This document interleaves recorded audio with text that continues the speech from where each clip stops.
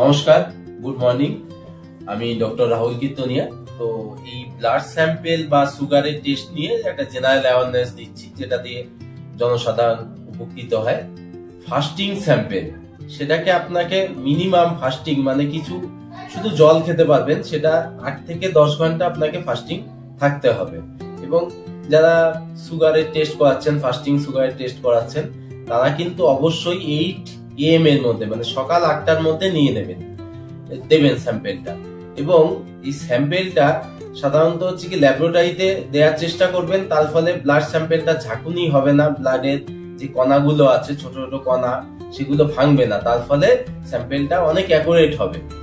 এবং টানার সময় খুব বেশি যখন সিরিঞ্জে টানা হচ্ছে, খুব সরু সিরিঞ্জে টানলে ব্লাড স্যাম্পেল ভেঙে যাওয়ার সম্ভাবনা থাকে। আর দ্বিতীয় কথা, যখন ব্লাড স্যাম্পেলটা এই ভাইলের মধ্যে দেয়া হচ্ছে, অবশ্যই নিডিলটাকে যেন খুলে স্যাম্পেলটাকে দেয়া হয়, নাহলে লাইসিস হওয়ার একটা সম্ভাবনা থাকে। দুই হচ্ছে, যাদের পিপি মানে পোস্ট প্রান্ডিয়াল ব্লাড সুগার যারা দিচ্ছেন, তাদের ক্ষেত্রে সাধারণত যখন থেকে আপনি খেতে শুরু করবেন সেই টাইম থেকে 2 ঘন্টাটা কাউন্ট করবেন। এই একটা অ্যাওয়ারনেস রয়েছে। তাছাড়া হচ্ছে কি যে যারা সুগারের ওষুধ খান বা ইনসুলিন নেন, তাদের ক্ষেত্রে ফাস্টিং এ বা পিপির ক্ষেত্রে ডাক্তারবাবুর সঙ্গে পরামর্শ আগে থেকে শুনে নেবেন যে তারা ওষুধ খেয়ে কোন সময় ব্লাড স্যাম্পেলটা দেবেন এবং কোন ওষুধ খাবেন এবং ইনসুলিন কতটা মাত্রায় নেবেন। নমস্কার, ভালো থাকবেন।